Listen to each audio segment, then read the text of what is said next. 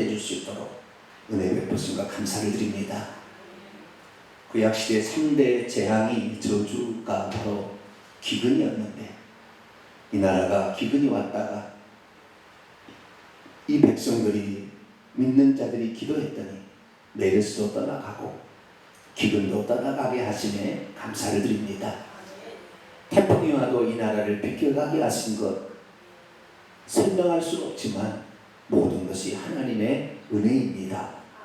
믿는 자들이 기도할 때 하나님께서는 기도를 들으시고 태풍의 방향도 바꾸시며 고기압, 저기압의 이 방향도 바꾸셔서 비를 적당하게 내리시니 바닥이 쩍쩍 갈라졌던 강원도에 이 댐들이 3m, 5m가 가득 차서 철철 넘친다고 하오니 이 모든 것이 하나님의 은혜가 아니겠습니까? 우리가 늘 하나님을 사랑하고 의지할 때 하나님의 은혜 주셔야 너무나 큰 은혜가 오지 개인이 아무리 노력한다고 되는 것은 별로 없습니다. 이 나라의 민족을 위하여 저희들이 기도하며 나갈 때 하나님께서 이 나라의 민족을 지켜주시고 그래서 우리가 이 나라 가운데 평강을 누리다가 주님의 재림을 맞이할 수 있도록 역사하여 주옵소서. 주님을 사랑하는 주의 백성들이 오늘도 나와서 기도하고 또 말씀을 듣습니다. 우리의 귀를 열어주셔서 주의 말씀을 듣고 바르게 실천할 수 있도록 도와주옵소서. 우리 주 예수 그리스도의 이름으로 기도하옵나이다. 아멘. 할렐루야. 오늘도 좋은 날을 주신 하나님께 감사를 드립니다. 오늘은 사도행전 강의 40번째 시간으로서 사내들인 공회 앞에서 자신을 변호하는 바울이란 제목으로 함께 말씀의 은혜를 나누기를 원합니다. 이 땅에 살아가는 사람들에게는 사실 걸어가야 할 길이 있어요. 어떤 사람은 평탄한 길을 걸어가는 사람도 있거든요. 어떤 사람은 험악한 길을 걸어가는 사람도 있어요. 그런데 이 모든 것이 다 하나님께서는 그것을 통하여 우리에게 복 주시고 우리를 바르게 인도하시려는 계획과 섭리 가운데 되어진 것입니다. 그리고 결단코 우연이라는 것은 존재하지 않습니다. 그래서 우리는 모든 삶에 우리가 보고 경험하고 부딪히는 것 하나하나가 하나님이 지금 나에게 직접 와서 말씀하시는 것을 하나님이 보이지 않으니까 다른 것을 통하여 역사하고 있다 생각하시면 돼요. 물론 그 중에 사탄 마귀의 방해가 있긴 있어요. 근데 그것은 이 기도하면서 나가 분별되고 특별히 우리의 삶에 우리가 어떤 말씀을 여러분 그랬어요. 어떤 말씀을 딱 듣잖아요. 그걸 주려고 지금 그거 들려주는 거예요. 지난주에 제가 방언의 말씀을 했습니다만은 주려고 그러는 거예요. 그냥 하는 게 아니라고요. 그러니까 그런 말씀을 들었을 때 천국은 침노하는 자의 것이다 라고 생각하고 주님이 이 말씀을 나에게 지금 하시니까 나에게 지금 이 복을 주시려고 나에게 지금 이 말씀을 그러니까 기도하고 결단하고 그것을 붙들고 나아가면 여러분의 복이 됩니다. 할렐루야. 때를 따라 그래서 이렇게 하나님이 은혜로 인도하시는 거예요. 특별히 사람이 가는 길을 하나님이 다는 아니지 다는 걸 경험할 수는 없어요. 그러나 몇몇 사람들은 그 사람이 걸어갈 길이 있다는 것을 하나님 보여주시는데 사도행전 9장에 처음 등장하는 사울이라는 이 청년 나중에 신약성경 12권을 썼던 이 사도 바울이 되는데 이 사울이라는 청년에게는 아나니아의 안수를 통하여 그의 앞길을 너는 이렇게 살라라고 하는 계획이 되어 있다는 걸 보여줍니다. 그리고 모든 사람이 그러진 않아요. 마태복음 25장에 달란트 비유를 대면 그냥 하나님께서 달란트를 딱 주고 가는 것이지 어떻게 하라는 말은 없어요. 그럼 자기가 열심히 그 장사해야 돼. 원문의 장사해가 아닙니다. 일하여 열심히 일하여 자기 해야 될 길이 있다는 것이죠. 열심히 일하여 주인이 나에게 왜 이걸 맡겨주셨나? 그것을 찾아서 열심히 해야 되는 거예요. 사도 바울처럼 정해진 길이 있는 사람, 이렇게 딱 정해진 것이 정확히 나타나는 사람은 많지 않아요. 대부분의 사람들은 달란트 비유에 나오는 사람처럼 어떤 것이 내게 있긴 있는데 무엇을 위해서 나에게 이것을 주었나를 스스로 찾아가야 되는 거예요. 어떤 사람은 그렇죠. 목사님 그러면 저는 사도 바울과 같이 되어보고 싶어요. 미리 알려주시면 그 길 가는 게 좋겠어요. 아니에요. 여러분 그 길 가는 게 쉬울 줄 아세요? 대부분 그 길 못 갑니다. 차라리 모르는 게 나아요. 그래서 내가 하나님이 뭐 뜻이나 그리고 찾아서 조금이라도 하면 하나님이 조금 하는 거 보고 100배의 축복을 준다니 할렐루야. 그러지 딱 정해진 길, 이스라엘 민족은 정해진 길이 하나님께서 율법을 통하여 자기 자신이 죄를 깨닫고 그 다음에 모든 이방 민족을 주께 인도하라고 먼저 줬는데 그들이 그 길 안 가니까 없애버리잖아요. 심판이 커요. 그렇기 때문에 바울은 자기가 사도행전 9장에 아나니아로부터 받은 사명을 구원과 똑같이 생각하고 길을 가요. 이걸 내가 지키지 못하면 나는 지옥이다라고 생각하고 간다니까요. 그런 길을 가는 사람이 결국에 바울이나 되니까 그런 길을 가지, 우리한테 그런 길을 가라고 하다가 안 되면 아이고 이거 거짓말인가 보다, 이거 이런 가짜다, 그리고 안 하는 거예요.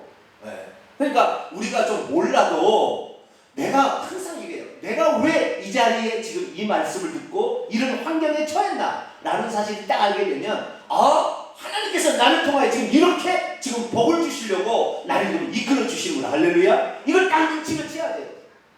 가장 중요한 게 뭐냐면 주의 종이 강단에서 얘기하는 말씀을 들으면 저건 나에게 지금 복을 주시려고 나를 지금 찾고 나에게 지금 이렇게 하려고 하는구나 생각하시면 맞아요. 그래서 사도 바울은 자기의 길을 이렇게 가야 되는데 자기의 길이 결단코 쉬운 길이 아니에요. 그는 거의 죽을 뻔한 이런 길을 가야 됐어요. 그러나 그는 이제 1차, 2차, 3차 전도여행을 끝나고 그는 이방인의 사도로만 보내심을 받은 것이 아니라 임금들과 이스라엘에게도 보내심을 받은 거예요. 그래서 이스라엘 예루살렘에 내가 죽기 전에 가야 되겠다. 이방 스페인 서바노까지 복음을 증거하러 가기 전에 내가 예루살렘에 가야 되겠다. 예루살렘 올라갔다가 죽을 고비를 당합니다.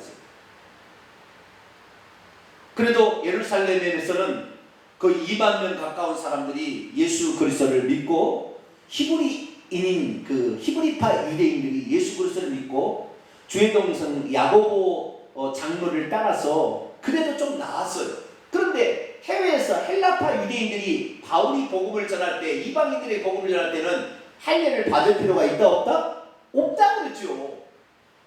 우리 조상도 매기 어려운 노예를 이방인에까지 매기할 필요 없는 거죠. 왜? 율법의 목적은 죄를 깨닫게 하는 것이 목적. 아시겠죠? 내가 죄인이구나. 어떻게 할까? 어떻게 해야 되지? 예수를 믿어야 되겠구나. 할렐루야. 이게 핵심인 거예요. 율법을 지켜서 구원을 받는 게 아니라 율법을 통하여 죄를 깨닫고 그 다음에 예수님을 믿어야 예수님이 우리 죄의 값을 다 지불하심으로 우리를 죄로부터 속량해 주셨고 이제 하나님의 뜻 가운데 성령의 인도하심과 살아듣겠다. 이렇게 해야 되니까 이방인들에게는 할례를 행하라, 안식일을 지켜라, 율법을 지키라 이렇게 말할 필요가 없었어요.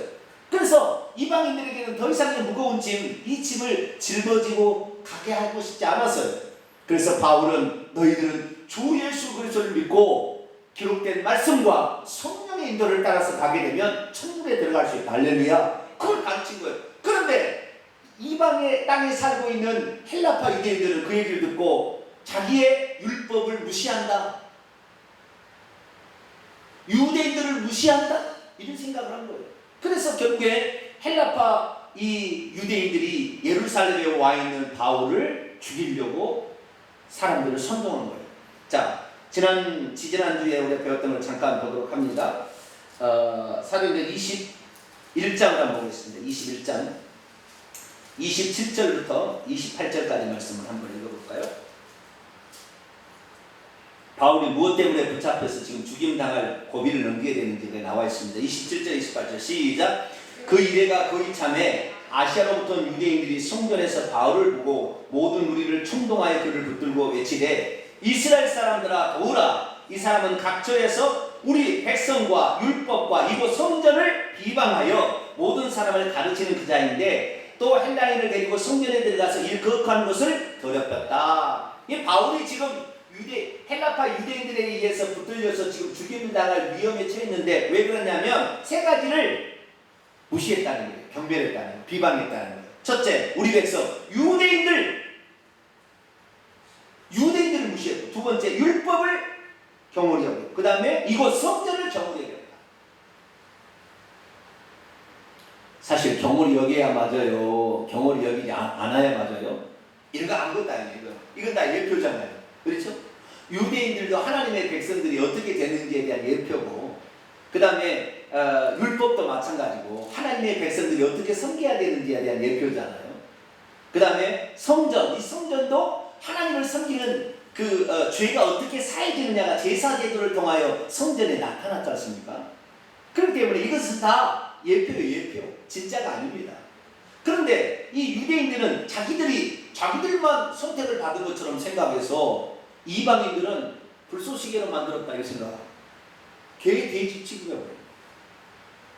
이게 바로 나쁜 거예요.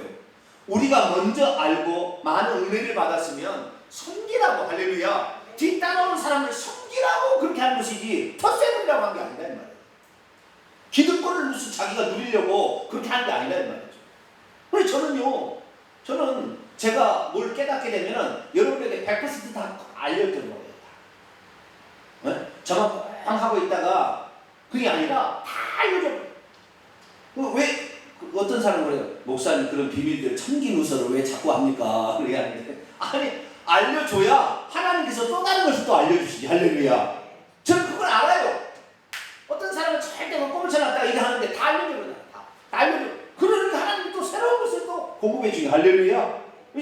우리가 먼저 이게 받거든 것은 내가 먼저 이 길 갔으니까 이렇게 하니까 어렵더라. 이거 좀 조심해봐라. 그리고 이 길 따라오라고 잘 인도하고, 그 다음에 그들 섬기라고 먼저 그 길을 가게 한 것인데, 유대인들은 그것을 자기 특권으로 생각하고 너희들은 무시되고 너희들은 아무것도 아니야. 너희들은 불쏘시개야. 너희들은 가짜야. 너희들은 죽어 마땅해야 돼. 이런 식으로 생각한 거예요.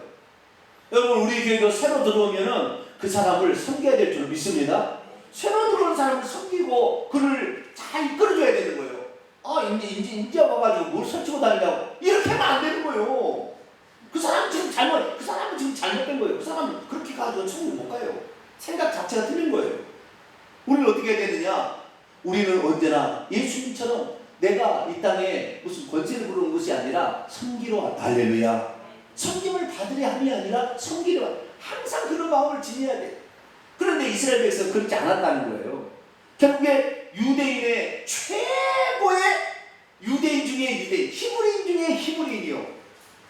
이스라엘 민족 가운데 그 BC 586년에 나라가 멸망해서 의가 없어지면서 나중에 베냐민 지파하고 유다 지파만 있잖아요. 남고 나머지는 다 없어졌잖아요. 그런데 예수님은 유다 지파에서 나오고 사울은 베냐민 지파에서 나왔어요. 유다 지파하고 베냐민 지파의 그 가문을 계속 유지한다는 것은 대단한 특권입니다. 그래서 유다 지파 예수님의 가문은 거의 없어질 뻔했어요. 저 나사렛 갈릴리까지 어떻게 밀려서 거기까지 갔어요. 도시에 못 살고 계속 그렇게 갔어요. 네. 근데 이 사울은 최고의 특권을 가지고 있었단 말이에요. 베냐민 지파에. 그러니까 자랑할 만합니다. 그 가문도 대단한 사람인데, 그는 모든 이런 것을요 그리스도를 딱 아는 순간부터는 싹 없애버려요. 할렐루야. 이건 아무것도 아니구나.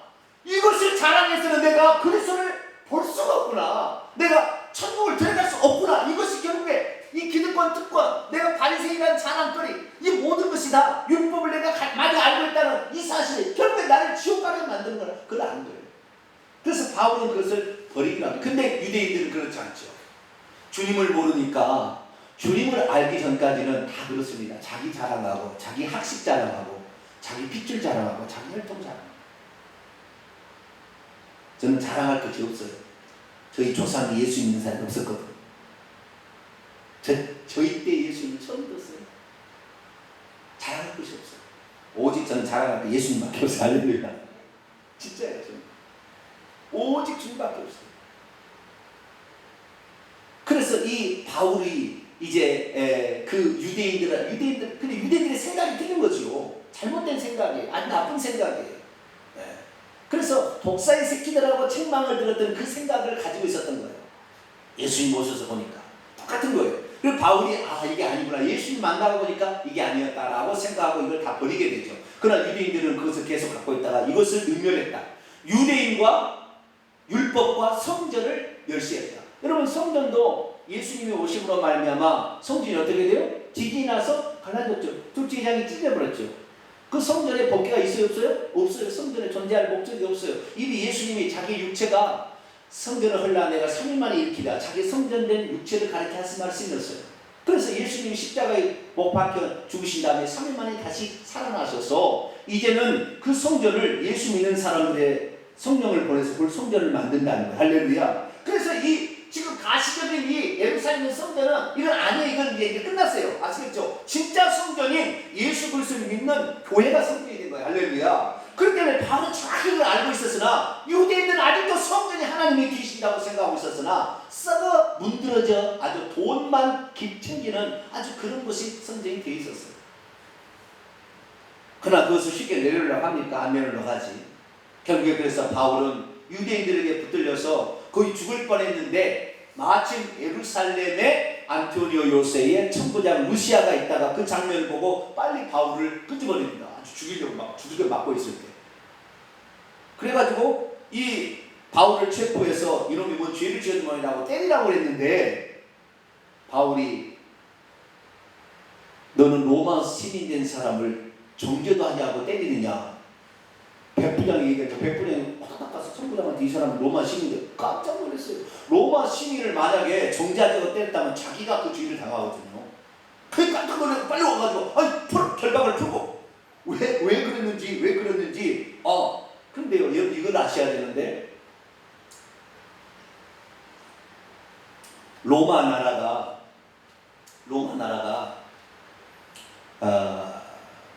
이스라엘을 아니 전 세계를 다스리게 될 때 이 로마 나라가 단 한 개 국가에만 차별을 해줬어요. 특권을 줬어요. 그 나라가 유대 나라입니다. 전 세계 자기가 지배한 나라 중에 단 한 개 나라만 특권을 줬어요. 그게 유대 나라예요. 이 유대 나라는 어떤 특권을 주냐면 입법, 사법, 행정권을 거기에 있는 대표 사내들인 공회라는 그 이스라엘의 대표자들에게 줘버렸어요. 그리고 단지 소요 사태만 일어나지 않게끔 치안만 잠깐 담당하기 위해서 로마의 군사를 보내서 주둔만 시켜놨어요. 그러니까 모든 결정권은 거기에서 일어나는 모든 결정권 다 그러니까 사형 집행을 할 수가 없었어요. 사형 집행까지 해버리면 안 되니까. 그래서 그건 허락을 안 했지만 입법, 사법, 행정 그러니까 그들이 결정한 대로 이 사람이 사형입니다. 그럼 로마에서 사형을 집행하는 거예요. 로마에서 대신해 줄 수 있어요. 그 정도로 권한을 유대 나라에만 줬어요. 그러니 그 유대 나라의 대표 입법, 사법, 행정의 최고의 의결기구가 산헤드린 공회라는 거예요. 그 산헤드린 공회 그래서 이 사람이 지금 유대인들에게 막 죽임을 당하고 소요 사태가 일어나니까 산헤드린 공회에서 재판을 열어서 이 사람이 뭔 죄를 지었는지 정확히 알게 하자. 그래서 오늘 본문 말씀에 유대인들이 이 바울을 죽이려고 끄집어낸 다음에 이제 그를 풀어주고 로마 시민이라는 거 풀어주면서 이 산헤드린을 불러다가 이 사람이 뭔 죄를 지었는지 여기에서 결정한 대로 따르겠다라고 지금 산헤드린 공회에 데려간 장면이 오늘 본문의 시작입니다. 자, 22장 30절입니다. 이튿날 천부장은 유대인들이 무슨 일로 그를 고발하는지 진상을 알고자 하여 그 결박을 풀고 명하여 제사장들과 온 공회를 모으고 바울을 데리고 내려가서 그들 앞에 세우니라. 이 온 공회라는 말이 원문에 보면 산헤드린이라고 되어 있어요. 아시겠죠? 산헤드린. 이 산헤드린은 유대인들의 최고의 의결기구입니다. 이 산헤드린은 총 72명으로 되어 있는데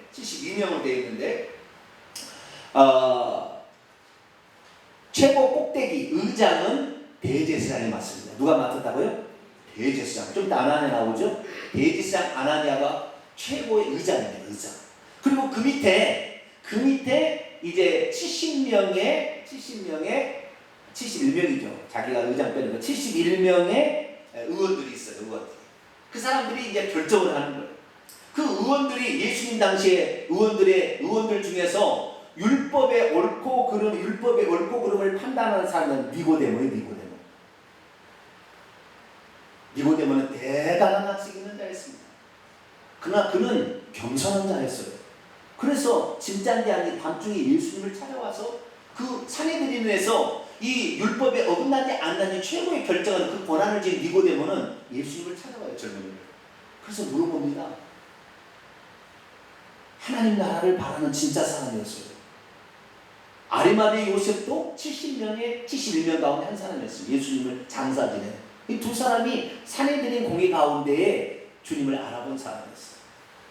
그래서 저기에 있는데 이 공의의 구성원들은 그게 종파가, 이스라엘의 종파는 두 개 종파가 있어요. 무슨 종파가 있어요?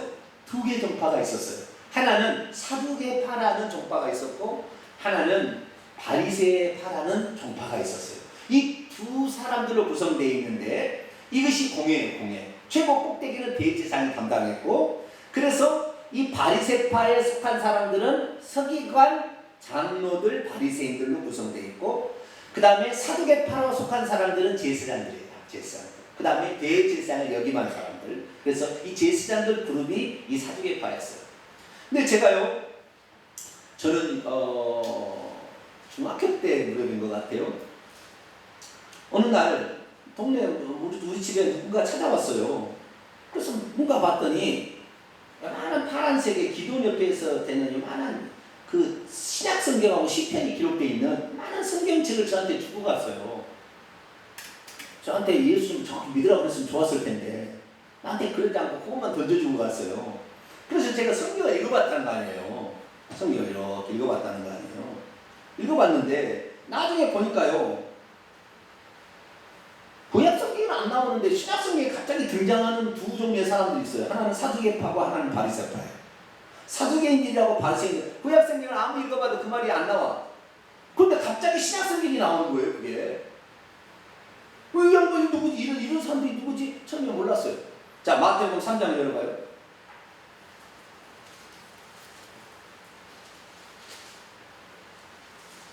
마태복음 3장 7절. 세례 요한이 독사의 자식들 해버린 사람들이에요. 누가요? 사두개인하고 바리새인들한테. 자, 7절 있습니다. 시작.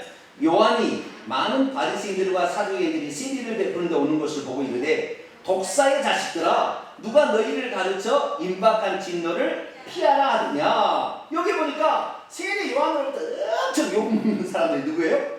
바리새인들과 사두개인들인데 이 사람들이 누군지는 안 나왔어요. 그래서 내가 쭉 성경을 읽어봤네요. 쭉 이렇게 읽어보니까 마태복음 16장 가봐요. 16장 쭉 읽어보니까 마태복음 16장 이 사람들이 누군지 조금 이제 감이 나오기 시작해요. 16장에 보니까 6절 보니까 예수께서 이르시되 삼가 바리새인들과 사두개인들의 누룩을 주의하라. 왜 또 누룩이야? 그런데 답이 나왔어요. 12절 16장 12절 읽습니다. 시작. 그제서야 제자들이 떡이 누룩이 아니오 바리새인들과 사두개인들의 교훈을 삼가라 말씀하시는 줄을. 이 교훈이라는 것은 디다케라는 거예요. 가르침이라는 말이에요. 그래서 바리새인과 사두개인들이 가르치는 것을 따라가면 안 된다는 거예요. 이들이 지금 잘못됐다는 거예요. 그럼 뭘 잘못을 했느냐? 또 22장에 넘어가니까 사두개인들의 정체가 나와 있는데요. 사두개인들의 정체가 쭉 읽어보니까 22장 23절을 보니까 사두개인들이 어떤 사람들이냐 읽어봅니다. 23절입니다. 시작. 부활이 없다는 사두개인들이 그날 예수께 와서 물어대. 사두개인들이 어떤 사람들이요? 부활을 믿지 않는 사람들이구나. 이 사두개인들이 뭔가 잘 모르겠지만 부활이 없는 사람. 그러니까 예수님에게 어려운 질문을 던지는 거예요. 뭐라고 그 질문을 던지냐면, 선생님, 모세가 말하기를 사람이 만약 자식이 없이 죽으면 동생이 그 아내에게 장가들을 형의 상속자를 세워라 이렇게 돼 있는데, 우리 중에 친형제가 있는데, 이건 다 지어낸 이야기입니다. 이거 실제 인디한 게 아니라 어려운 질문을 던지는 거예요. 친형제가 있는데 마디가 장가는데 죽어버려 상속자가 없었어요. 그래서 그 형수를 동생이 시아주머니가 취했다 이 말이에요. 그런데 또 자식을 못 낳네요. 둘째, 셋째, 일곱째가 말도 안 되는 이야기죠. 그렇게 했는데 최후에 그 애도 죽었습니다. 그러면은 그들이 다 7명의 형제들이 그 형수를 취했는데 부활 때 7 중에 누가 아내가 되겠습니까? 말도 안 되지만 저는 질문을 던졌어요. 그래서 주님께서 뭐라고 했느냐? 부활의 승리를 얘기하는 거죠. 30절 시작. 부활 때에는 장가도 아니고 시집도 안 다니고 하늘에 있는 그렇구나. 부활해가지고 가족관계가 아니구나. 시집가고 장가가고 생육하는 게 아니라 부활 때문에 그 상태에 영원히 사는구나 알고, 이들은 지금 부활을 믿지 않는다. 그 정도 알게 됐다가 사도행전 23장 23장에 가서 비로소 사도행이 더 누군지가 나와요. 오늘 본문 말씀이 나왔다. 사도행전 23장. 이제 신약성을 다 읽어봐요. 그러면 사도행전 23장에 사도행이 누군지가 나와요. 8절. 아까는 뭐만 없다고 그래 그들은? 부활이 없다 그렇게 나왔는데 사도행전 24년 읽어보니까 사도행이 누군지 알아. 이건 신약성경에 기록된 거예요. 신약성경에 기록된 사도행이 뭐라는 거예요. 자 읽습니다. 시작. 이는 사도행에는 부활도 없고 천사도 없고 영도 없다고 말하지만 바리새인은 다 있다. 아 바리새인과 사도행이 구별이 돼. 아 바리새인과 사도행이 바리새인들은 부활도 있고 영도 있고 천사도 있다. 보이지 않는 영적 세계와 그렇죠? 보이지 않는 영적 세계와 영적 존재를 믿는 거예요. 영적 세계, 부활 후에 어떤 천국이 있다는 걸 믿고, 그 다음에 보이지 않는 영적 세계, 천사도 있고 영도 있다. 이렇게 믿는 데가 바리새인이에요. 그리고 사두개인은 전혀 없다 이거예요. 그런 건 없다는 거예요. 그러니까 한마디로 딱 이게 알 수 있는 건 뭐냐면은 보이는 세계만 믿고 따라가는 사람들은 사두개인이 되고 현실주의자고. 바리새인들은 영적인 존재를 믿으니 현실주의자가 아니라 이상주의자구나. 공부를 조금만 이렇게 구분이 되는 거야. 아시겠죠? 이것만 읽어봐도 이제 이게 구분이 되는 거예요. 그런데 그러면 바리새인들은 그러면 천사도 있다고 그러고 영도 있다고 그러고 부활도 있다고 하니까 이놈들은 좋은 모양이다 그랬는데 마태복음 3장에 보면은 이 세례요한이 독사의 새끼라고 그래요. 독사의 새끼. 지옥 간다는 거잖아요. 뱀의 자식들이니까. 근데 마태복음 23장이니까 바리새인들의 진짜 왜 그러면 바리새인들을 예수님이 책망한 게 마태복음 23장에 나와요. 마태복음 23장. 마태복음 23장 2절 말씀을 봅니다. 3절까지 있습니다. 2절 3절. 시작. 서기관들과 바리새인들이 모세 자리에 앉았으니 그러므로 무엇이든지 그들이 말하는 바를 행하고 지키되 그들이 하는 행위는 본받지 말라. 그들은 말만 하고 행하지. 아하 위선자들이구나. 이거 읽으면 이들은 믿는다고 말은 믿는다고 하는데 실제적으로 그렇게 안 사는 나쁜 놈들이네 놈들. 그걸 이제 느끼는 거예요. 여기서 이런 사람들이겠다 느끼는 거예요. 그들은 좌우지간 그들을 보세요. 4절부터 보게 되면 무거운 짐을 묶어 사람의 어깨에 지우되 자기는 손가락도 하나도 움직이지 않고요. 5절은 그들의 행위는 사람에게 보이고자 하는데 하나님과 상관없어요. 그래서 경문의 띠를 넓게 하고 술을 길게 하고 잔치 윗자리와 해당의 높은 자리와 시장에서 문안 밖과 사람이 납비다 칭하는 아주 명예를 중요시 여기고 아주 존경받는 일을 하는구나. 이제 이것을 알게 되는 거예요. 그러면서 13절부터 끝에까지 보게 되면 36절까지 보게 되면 이들이 7가지 책망을 듣는 게 나와요. 예수님으로부터. 그런데 이들이 뭐냐? 이들이 위선자들로서 말은 그렇게 하지만 실제로 행동을 하지 않아요. 위선자들이었어요. 가면을 쓴 나쁜 사람들. 그래서 이들이 결국에 천국 못 가고 전부 뱀의 독사의 자식들 아니야 책망을 들어요. 그런데 그러니까 예수님이 왔을 때에 사두개인과 바리새인들이 이스라엘의 종교의 분파에 큰 2개 분파였다. 지금 이 땅에 오게 되면 카톨릭과 개신교가 있듯이 그때 당시에 와서 보니까 사두개파와 바리새파가 이스라엘 유대교의 핵심 2 분파였다는 거예요. 아시겠죠? 그렇게 됐는데 이 핵심 2 분파가 둘 다가 잘못된 거예요. 바리새인들은 부활도 안 믿고 영도 안 믿고 천사도 안 믿고 그러는 거예요. 그럼 뭐만 믿느냐? 그들은 모세 오경만 믿습니다. 뭘만 믿어요? 모세 오경만 믿어요. 모세 오경도 정확히 안 믿어요. 모세 오경 읽어보면 다 산자의 하나님 다 부활에 다 나와 있는데 그거 안 믿는 거예요. 그러니까 자기가 원하는 것만 믿는 거예요. 이 사두개인들이에요. 그러니까 예언서 안 믿어요. 선지서, 시가서, 시편 이거 안 믿는 사람들이 사두개인들이에요. 그건 성경으로 취급도 안 해요. 그런데 바리새인들은 모세 오경, 창세기, 레위기, 민수기, 신명기까지 창조 내민신에다가 그 다음에 역사서 사무엘상하, 역대상하 있잖아요. 이런 거 다 이거 믿어요, 성경. 그 다음에 시가서, 시편, 잠언, 전도서 이런 거 있잖아요. 그 다음에 예언서, 이사야, 예레미야 이런 거 다 믿어요.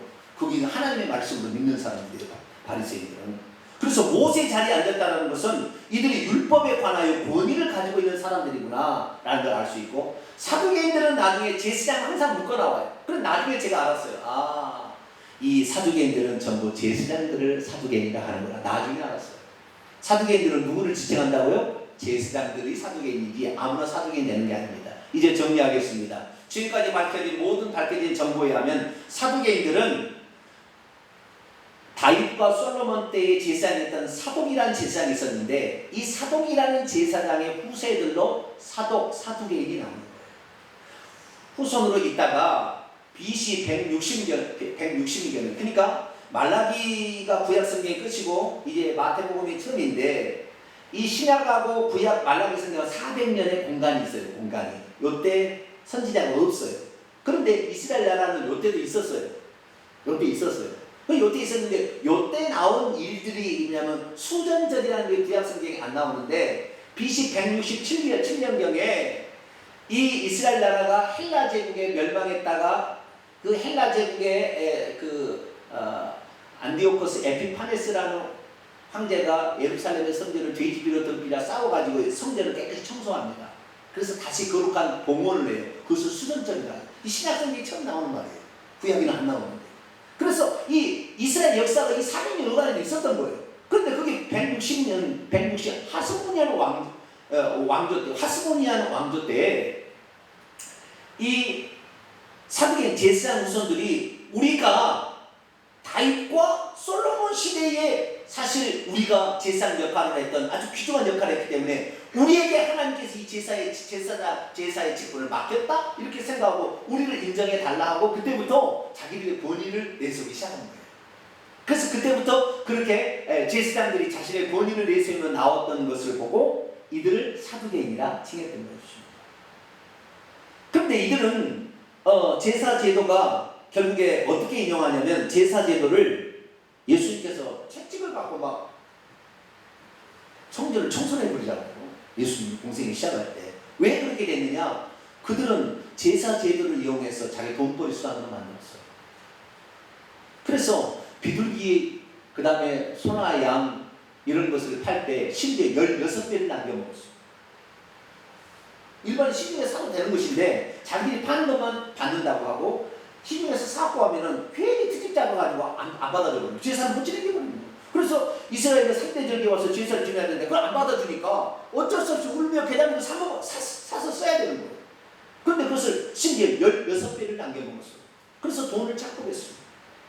그래서 성전, 또 이스라엘 사람들은 속전이라 해서 성전세를 반세기를 1년에 한 번씩 내야 되는데 성전 세계를 따로 만들었어요. 그래서 자기들이 쓰고 있는 세계가 안 돼. 여기 성전에서 사는 세계를 바꿔야 돼. 얼마나 또 어떻게 했는지 몰라요. 어떤 놈들이요? 돈에 눈이 먼 사람들, 이 사람. 그래가지고 왜 그러냐면 므낫세 왕이라고 추정되는 그 기간 동안에 법궤가 사라져버렸잖아요. 구약에 586년 시드기야 왕이 되기 전에 이미 법궤가 사라져버렸어요. 그래서 성전에 법궤가 없다는 거, 하나님 임재가 없다는 거 이미 사두개인들은 다 알아. 제사장들은 다 아는 거예요. 왜? 대제사장 1년 1차에 한 번 들어가 속죄제 제사를 드려야 되거든. 그래서 여기는 없다는 걸 알기 때문에 그들은 그때부터는 형식만 남아있는 거지 진심으로 하나님을 섬기는 자가 없어요. 왜? 성전에 법궤가 없으니까. 그래서 그들은 뭐냐? 사람들은 모르니까 저 안에 법궤가 있는지 아닌지 모르잖아요. 못 들어가니까. 그러니까 있는 것처럼 이렇게 하는 거예요. 그래가지고는 어떻게 해요?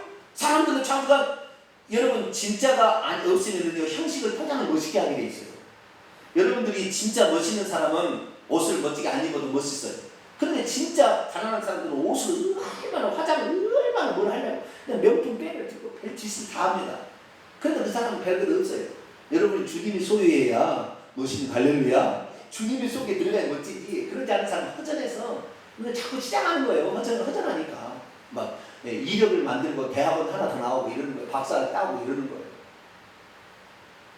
뭔 얘기냐는 이 사도생들 성전에 법궤가 없으니까 어쨌든 간에 거룩한 주 여기 제사를 꼭 드려야 한다. 비싸게 이거 거룩한 것이다.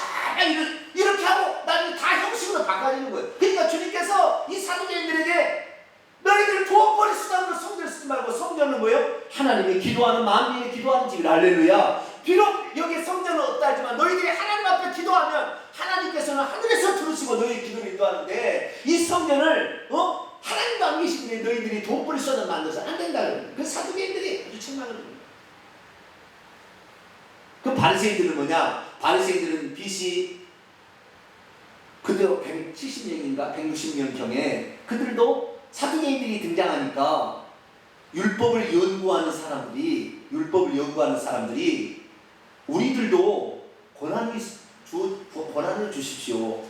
과거에 하시딘파라고요. 거룩한 이 성전을 율법을 귀하게 여겨서 나라를 위해서 싸운 사람도 있었거든요. 그 후손들이 우리들도 그 율법을 연구하는 우리들도 그러면 합당한 어떤 직책을 주세요. 해가지고 바리새라는 말은 구별되었다는 거예요. 그래서 일반 백성들하고는 달리 율법을 가르칠 수 있는 직책으로서 우리에게 주십시오 라고 해가지고 BC 160, 170년에 이들도 분파를 만들어요. 이것이 바로 바리새파예요. 이 바리새파는 그래서 구약에 있는 모든 성경, 창세기부터 말라기까지 모든 성경을 하나님 말씀으로 믿고 이 말씀을 연구해서 가르쳐줘요. 그런데 예수님 책망을 들어보는 거 보니까 이들은 말씀을 연구하고 가르치나 실제 행동을 해요, 안 해요? 행동은 안 하고 말만 하는 거예요. 이선자들이었어요. 그래서 이 두 부류가 이스라엘에 들었는데, 그래서 주님이 오셔가지고 이제 제대로 율법 말씀을 제대로 해석해서 얘기를 해주니까 바리새인들이 신이 났어요. 왜? 그들은 율법에 문제가 있으면 다 자기들로 와서 가르침을 받고 랍비 하면서 따라왔는데 예수님의 가르침은 이전에 들어본 적이 없거든. 그리고 정확하거든. 그러니까 예수 앞에 전부 가니까 바리새인들이 신이 나가지고 예수님을 없애야 되겠다 이 생각한 거예요. 그리고 예수님 오셔서 이 성전을 헐라! 내가 다시 세우겠다 그러니까 이 성전을 헐어버리면 어떻게 돼요? 성전에 법궤가 없는데 알아버리잖아요. 그러니까 여러분이 죽여야 돼. 이놈 죽여야 돼. 그래서 서로 간에 이 사두개인하고 바리새인들은 영역이 다르잖아요. 이 사두개인은 현실주의자, 돈을 받기는 사람들. 여기는 명예를 중요하게 율법을 가르치는 명예를 아주 중요하게 된다는데 이 사람 평소 때 아주 수기가 앙숙이 별로 안 좋아요. 네? 그런 예화가 있잖아요. 사두개인들이 하도 돈이 많으니까 그렇게 돈을 찾고 가니까 바리새인들이 어디 간가 보자고 돈을 딱 던져주고 간다잖아요.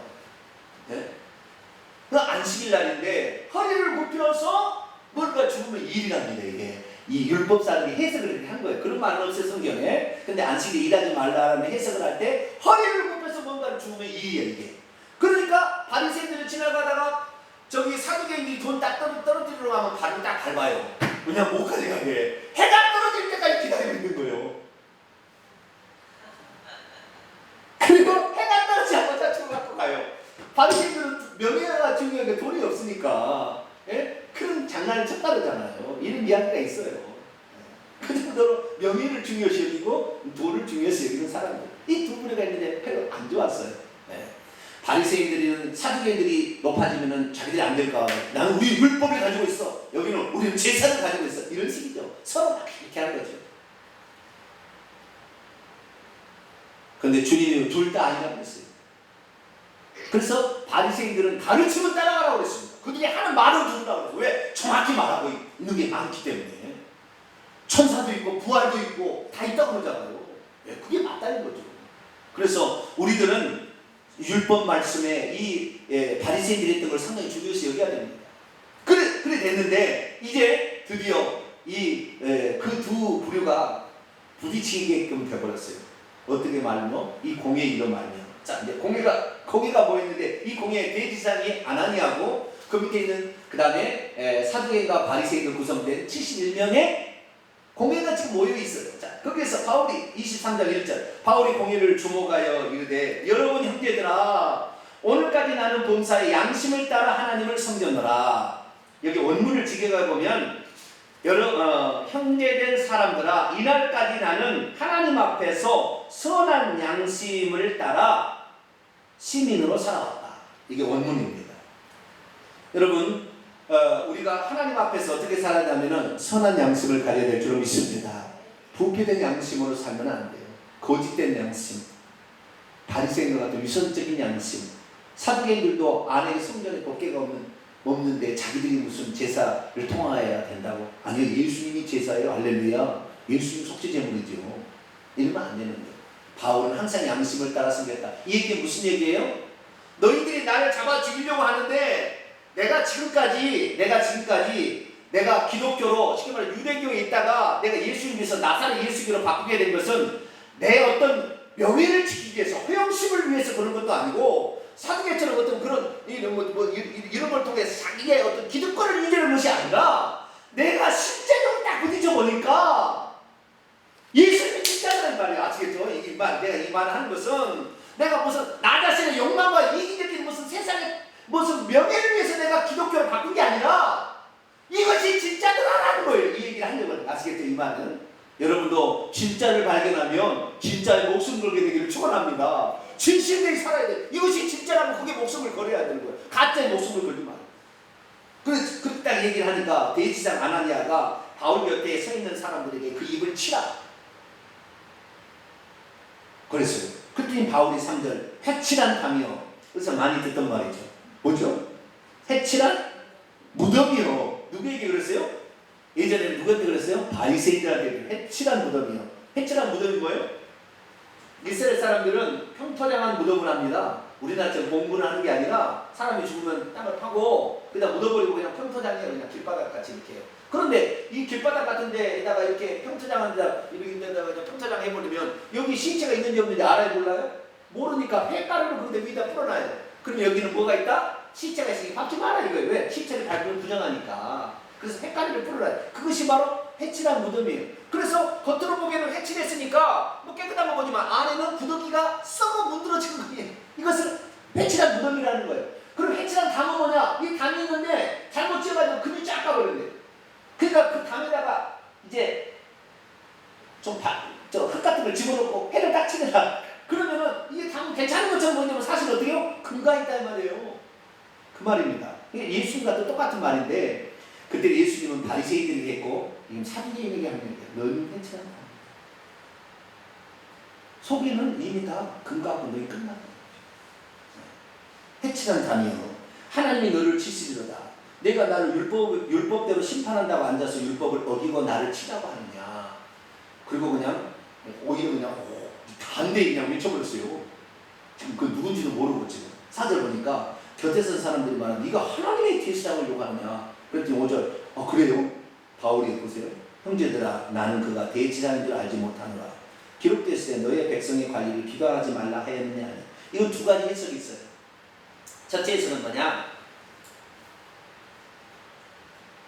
그가 쉽게 말해서 대제사장이면 공의로 심판을 해야 될 사람이잖아요. 최고 꼭대기, 이스라엘 최고 꼭대기 결정권자니까 정확히 억울한 그 사람이 없도록 그렇잖아요. 잘못된 판단을 하지 않았다면 정확히 이 사람과 검사와 변호사 얘기를 정확히 들어보고 변호에 정확히 들어보고 판단할 사람이 바울이 나는 검사의 양심을 따라 하나님을 섬겼다. 사실 나는 솔직하게 난 얘기하겠다. 이렇게 얘기하니까 저 입을 치라, 저 주둥아리를 쳐라 그런 거예요. 그러니까 벌써 이게 이 대지장이 잘못됐다는 사실이 드러난 거잖아요. 대지장이 감정적으로 나중에 알아봤더니 이 아나니아는요 엄청 폭군이었고요. 성질이 개떡 같아요. 뭐 같았어요? 개떡 같았어요. 성질이 개떡 같았대요. 얼마나 포악한지 걷잡을 수 없었어요. 그래서 너무 많은 포악한 일을 저질러서 나중에 대지장이 박탈을 당했는데 또 샤바샤바 해가지고 대지장이 복귀를 합니다. 그래가지고 이 사람 돈도 많고 이래가지고 자기 마음이 아니라 암살을 막 시켰어. 대단한 나쁜 사람. 그래서 나중에 이 사람들을 그래서 이 유대 사람들이 이 대지장 아나니아를 안 좋게 생각했어요. 아주 안 좋게 생각했는데 마침 AD 66년에 폭군이 일어났어요. AD 59년에 이 사람이 대지장을 그만두는데 폭동이 일어났을 때 유대인들이 로마인들을 몰아내자고 이제 폭동을 일으킨 거예요. 그래서 로마에서 이 유대인들을 죽이려고 그때부터 전쟁이 AD 70년에 완전히 4년 만에 끝나는 거예요. 이스라엘 없애버리는데 그 로마에서. 그런데 그때 유대인들이 폭동이 일어나면서 로마의 친로마 정책을 피고 현실주의자 돈을 밝히고 로마에 가서 샤바샤바에서 대지장들을 따오고 이랬던 아나니아를 죽여 없애버립니다. 처형시켜버립니다. 유대인들이. 이게 나쁜 사람이죠. 그런데 이 사람이 이 두 가지 해석이 있는데 첫째는 그래서 너는 네가 하나님의 대제사장이다 하지만 너 로마에 가서 돈 주고 제사장 사온 거 아니냐? 너는 아니다 이 말이죠. 그리고 너의 백성의 관리를 비방지 말라고 그랬는데 네가 함부로 나를 이렇게 비방하니 너는 지도자가 아니다. 이런 해석이 있어요. 첫 번째 해석이. 두 번째 해석은 거꾸로입니다. 진짜 나는 너가 대제사장인 줄 몰랐다. 그리고 백성의 관리를 비방하는지 말하고 있는데 내가 비방해서 미안하다 이렇게 해석하는 데도 있어요. 둘 중에 하나가 어느 것도 됐는지는 상관없습니다만은 자우지가 이 사람은 회칠한 단인 것은 분명합니다. 나쁜 사람이었어요. 그렇게 돼서 6절에 보니까 바울이 그들 중에 일부는 사두개인이요 다른 일부는 바리새인 줄 알고 공회에서 외쳐 이르되 여러분 형제들아 나는 뭐요? 바리새인이요 또 바리새인의 아들이다. 바리새인의 아들이란 말은 대대 자자손손 바리새인 집안으로 살아왔다는 거죠. 그러니까 BC 160년경부터 우리 집안은 계속 바리새인의 그 율법을 존중히 여기는 율법 교사의 집안이었다. 그걸 얘기하는 거예요. 그러면서 뭐라고 했냐면 나는 죽은 자의 소망 즉 부활로 말미암아 내가 힘을 받다. 그러니까 예수님이 죽었다가 부활하셨잖아요. 그것을 심판을 받는다 이렇게 얘기하니까 난리가 났어요. 7절에 그 말은 아니죠. 바리새인과 사두개인에 다툼이 생겼어요. 왜? 사두개인들은 부활도 없고 천사도 없고 영도 없다는데 바리새인 다 있다고 그랬거든요. 그런데 분위기가 아주 부딪혀버렸어요. 그러니까 지금 재판도 열리기도 전에 그 말 한마디를 딱 하는 바람에 이 양쪽이 부딪혔어요. 자, 만약에 바울이 이 얘기를 한 거에 대해서 어떤 사람은 바울이 둘을 아주 싸움을 붙였다 이렇게 나쁘게 해석하는 사람이 있어요. 그런데 어떤 쪽은 뭐냐, 바울은 참 지혜로운 사람이었다. 왜? 이미 다 죽이려고 원수처럼 여기는 두 부파가 합쳐가지고 대장까지 한마음이 돼서 바울을 죽이려고 달려들었는데 만약에 이 순간에 바울이 이 얘기를 하지 않았다면 바울은 그날 죽임을 당했다는 거예요.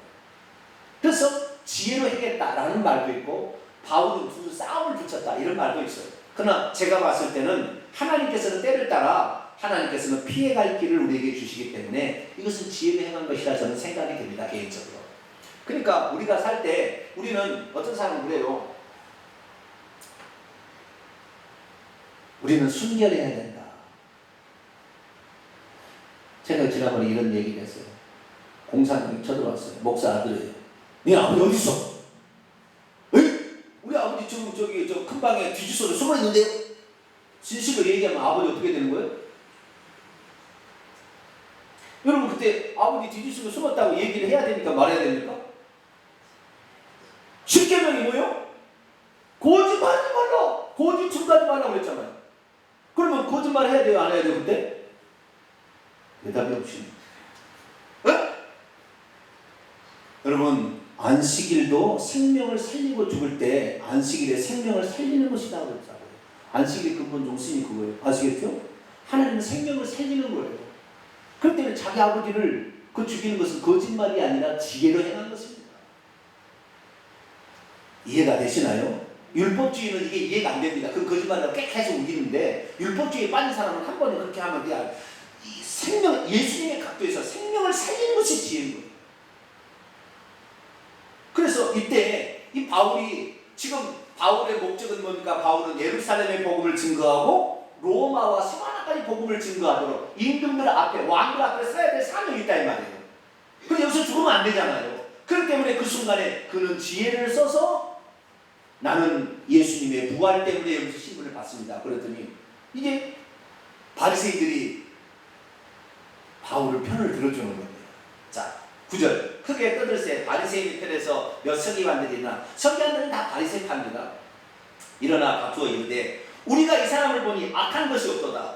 혹 영이나 천사가 와서 그에게 말했다. 그러니까 사도행전 9장에 그 바울이 얘기했던 게 이제 바울이 경험했던 걸 유대인 앞에서 22장에 얘기하지 않습니까? 이런 일을 체험했다. 빛이 났고 뭐 주님이 나타나 얘기했다는. 아니 우리가 그날 영이 나타나서 천사가 나타나 그 얘기했다면 어떡할 거냐. 있을 수 있는데 그러니까 얼마든지 가능성이 있지 않겠냐고 바울의 편을 들어버린 거예요. 10절 큰 분쟁이 생겼어요. 그래서 천부장은 바울이 그들에게 찢겨질까요? 군인을 명하여 내려가 무리 가운데 빼앗아 영내로 다시 들어가라 해가지고 재판도 열려다가 재판을 열지를 못하고 다시 끌고 안으로 들어가요. 왜? 저러다가 둘이 싸워가지고 그날 바울을 쳐 죽일까봐. 그래서 천부장 루시아는 로마 시민인 줄 알고 바울도 보호하기 위해서 다시 또 영내로 들어가게 됩니다. 11절 그날 밤에 주께서 바울 곁에 서서 이르시되 담대하라. 내가 예루살렘에서 나의 일을 증언한 것 같이 로마에서도 증언하여야 하리라 하시니라. 그가 어떻게 할 줄을 모를 때 주님이 또 나타나셨어요. 위로의 하나님 할렐루야. 어려울 때 괜찮다 걱정하지 마. 걱정하지 마. 너는 반드시 로마에 가서도 복음을 증거할 거야. 주님 그러셨다는. 여러분, 사명을 가진 자는 어찌하는 날에 살려줄 사람이 생겨요. 할렐루야. 아주 자기를 죽이를 달했던 바리새인들이 자기를 살려주려고 편을 들어버렸죠. 로마의 치안을 담당했던 원수 로마 나라 루시아 천부장 가서 자기를 도와줘. 할렐루야. 하나님께서 사명을 갖고 정확히 아는, 여러분 그래서요, 내가 왜 이 자리에 여기에 지금 있나 잘 알고요. 그 기도를 해서 하나님이 나를 이렇게 생각했다. 그 기도하고 나오면 그 기도가 끝날 때까지 안 죽어요. 여러분이 혹시 그 기도를 하고 있는데 만약에 교통사고 나가서 지금 남들이 떨어져 죽을 것 같으면 그 차를 여러분 때문에 멈추는 건 하나님 멈추게 해주신다니까요. 꼴짜기에 저기 바퀴가 하나 빠져서 펑크가 나가서 안 가게 만든다니까요. 다른 차가 빠져서 죽어도. 할렐루야. 그리고 감동이 안 되시는 거예요. 네. 여러분 때문에. 할렐루야. 그러니까 내가 하나님 나라를 위해서 어떻게 살 거냐를 딱 결정하고 나가게 되면 하나님 그 사람 때문에 다른 사람도 복을 주시는 거예요. 우리는 바울처럼 내가 이 사명을 이룰 때까지 나의 목숨은 끝나지 않는다, 그렇게 갔던 것처럼 우리들도 하나님께서 우리에게 주신 일이 나에게 뭘 주셨나 생각하시고 기도하시면서 나가서 그 뜻을 꼭 성취해 나감으로 말미암아 여러분도 복을 받고 여러분 주변도 복을 받는 그런 사람이 되기를 간절히 바랍니다. 거룩하신 아버지 하나님, 오늘 바리새인과 역사와 그 기원에 대해서 들으면서 둘 다 잘못되었음을 보게 되었습니다.